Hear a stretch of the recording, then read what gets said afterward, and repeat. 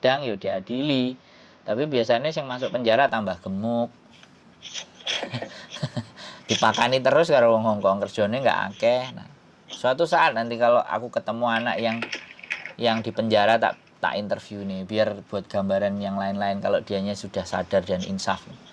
Itu tuh nggak masalah penjaranya karena apa? Kalau penjaranya cuma overstay tok ya nggak ada masalah. Ya kalau overstay tok itu penjara sebentar kalau dia memang menyerahkan diri dan mau pulang. Yang kena penjara itu yang dia overstay terus tiba-tiba ketangkep terus di tempat kerja lah itu Mas. Itu teman saya di situ itu Mas.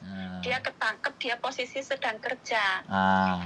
Tuh. Nah, kalau namanya ada ya bolehlah nanti samain WhatsApp saya nama siapa tahu nanti saya boleh minta daftar kunjungan, aku melihat ini di penjara mana, kan Hongkong kan ada banyak penjaranya.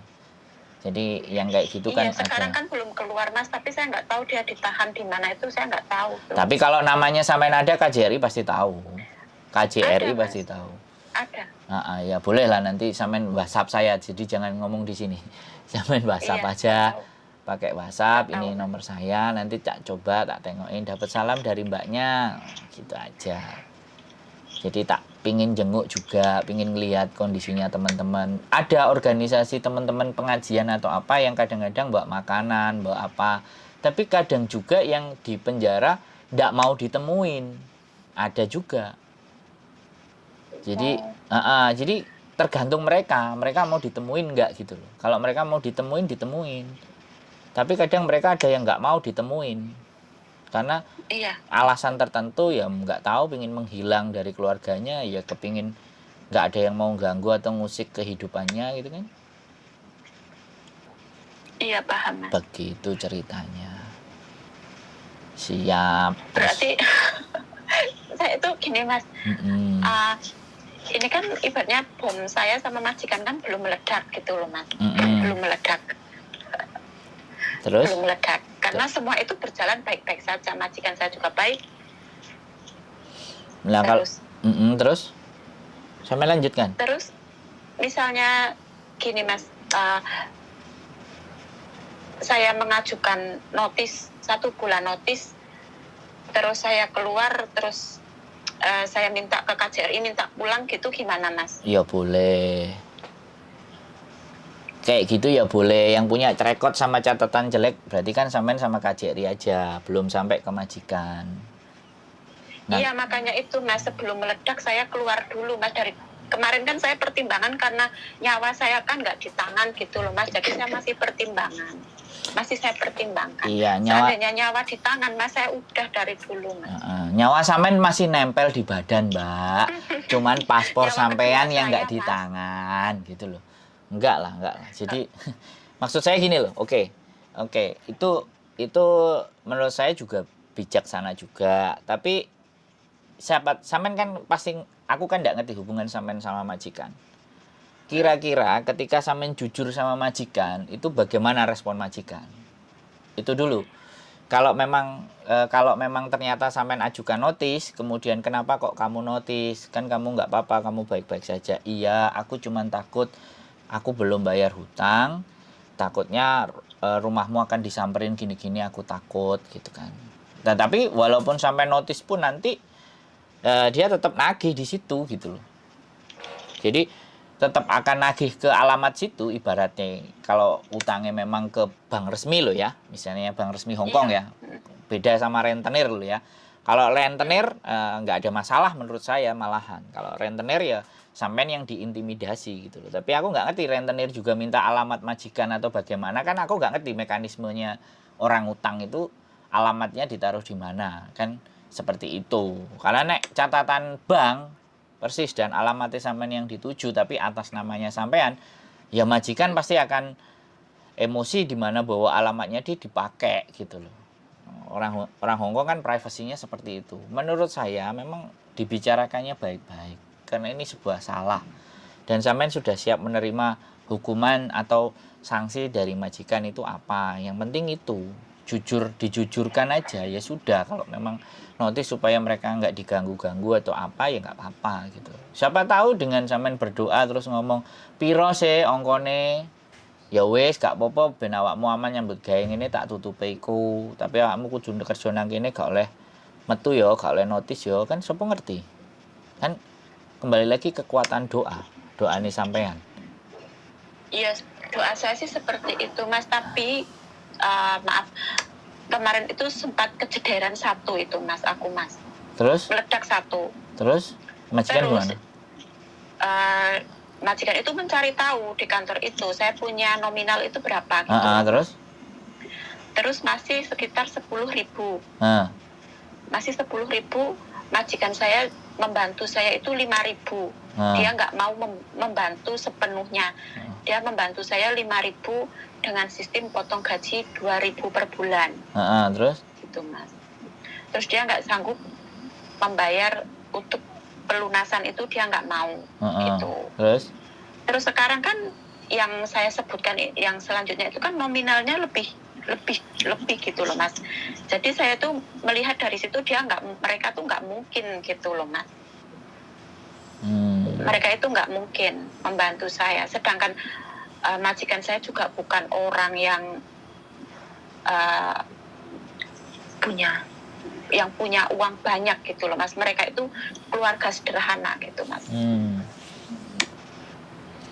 Seperti tadi untuk uang waktu membantu saya 5.000 itu 1 minggu pertimbangan itu Mas. 1 minggu pertimbangan itu 5.000.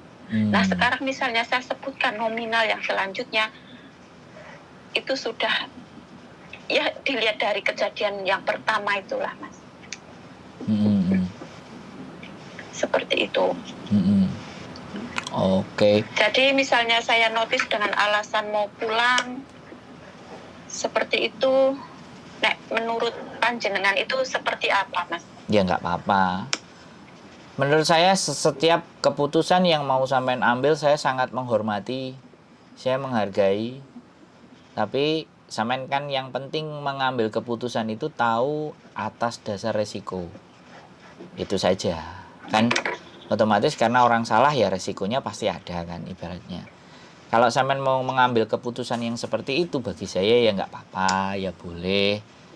Ya sampean memang mundur ya gak jadi soal. Menurut saya ya itu tadi, nanti kalau mau proses balik lagi ya sampaikan seperti itu.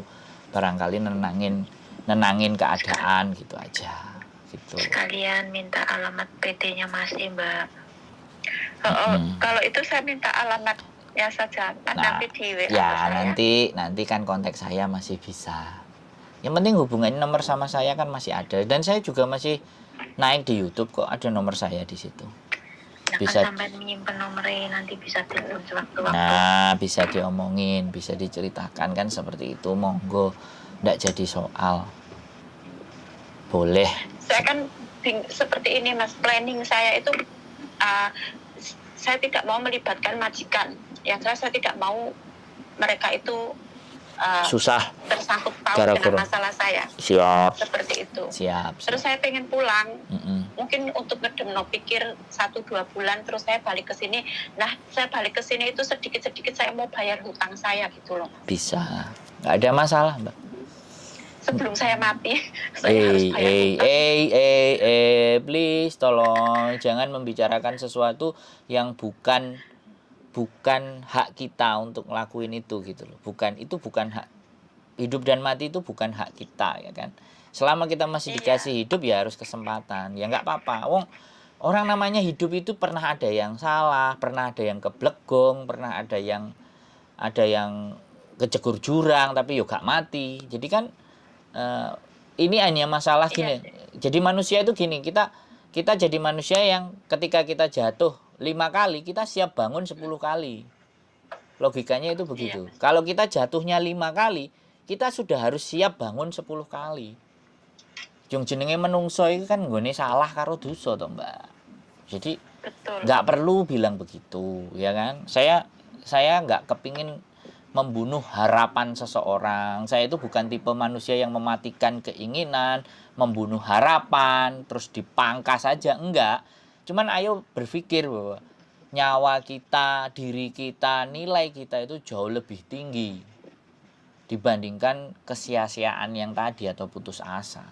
Selama sampean masih punya itikat baik, sampean masih punya pengharapan yang baik, itu ya dikasih jalan. Namanya keplese, kepleok itu kan wajar manusia.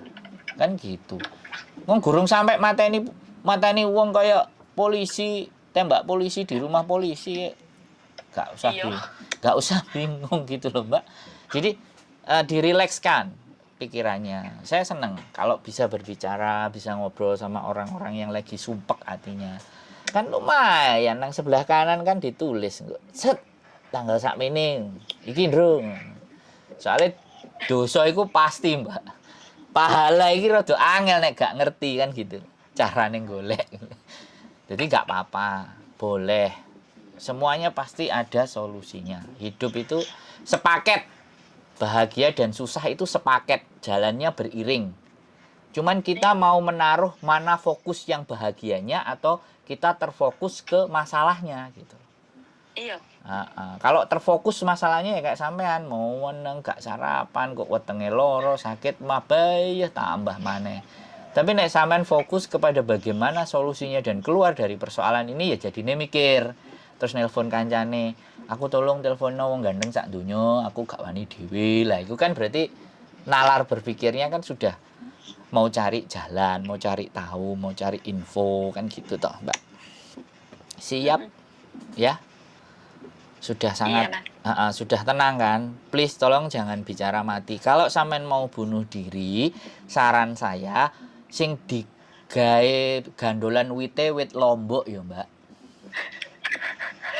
Kemarin sempat terlintas itu, Mas. Sumpah, demi Tuhan, saya udah mau terlintas itu. Iya, wit lombok ya. Kalau terlintas itu sampean golek wit lombok, nah baru nek ketemu gawe tampar apa tali rafia nang wit lombok. Tomat. Apa wit tomat ngono. Aja sing gede-gede, aja palange lawang gitu kan bahaya. Aduh, please tolong jangan Terlintas itu, Mas. Kalau sampean butuh psikiater untuk menenangkan hati, saya ada. Kalau sampean mau butuh siraman segala sesuatu, kita juga punya timnya. Jadi kita sebenarnya juga teman-teman itu di rumah majikan tidak semuanya enjoy. Pasti ada tekanan, pasti ada depresi. Enjoy-nya cuma di muka aja, Mas. Iya, enjoy-nya kalau hari Minggu ayu-ayu, lambine api-api. Aku malah tahu enjoy. Ngosakno sampean. Lah nggak pernah libur. Oh, ya sudah. Ya, yang penting kan digaji, dibayar. Meripate bendul-bendul bernangis. Waduh, aja sampai nangis lah, Mbak. Hidup ini bahagia. Didiemin, Mas, aku, Mas. Apa? Didiemin. Didiemin? Iya, didiemin sama Bu Bos. Oh, yang nggak apa-apa. Kemarin tuh habis marah teriak gitu kan dia sama aku tuh, udah kamu pulang aja. Oke. Aku udah nggak pengen lihat kamu gitu. Boleh ya nggak apa-apa. Ya mohon maaf aku keliru, aku salah. Aku tak Iya, aku notice. nggak jawab, cuman bilang minta maaf aja, nggak jawab apa-apa, minta maaf gitu ya, kan. Terus pinter. sampai hari ini masih belum ngomong sama saya. Nggak apa-apa, berarti sampean pinter. Buat aja yang ini. Nggak apa-apa, wis berdoa. Agak ngomong. Iya, masih ada. Kita masih punya Tuhan, masih punya Gusti Allah. Yakini itu aja. Ini kasus saya ada yang jauh lebih parah nggak, Mas? Selama Mas panjenengan mendapatkan curhatan gitu, saya ada yang jauh lebih parah nggak, Mas? Banyak. Oh, nggak ada. Banyak. Jawab nih, ada. Soalnya aku ngikutin kontennya Mbak Yuni sama ini Mas Ganteng satunya nih. Banyak kasusnya, Mbak. Ini sampean ini saya itu kalau bisa nemuin malah sing ngarepin jegur laut itu. Kan ada sampai nangis-nangis. Aku rasane kok kepingin mati. Woi, langsung.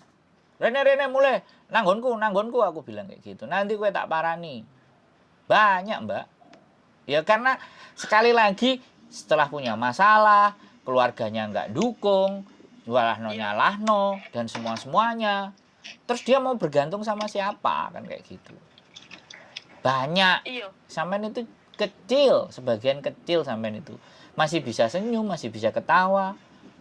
Lho yang cerita dia wis apa jenenge karo bojone dipegat, gono ginine dipek, terus anake meteng gurung rabi, ibuke loro, paklike ngamuk-ngamuk.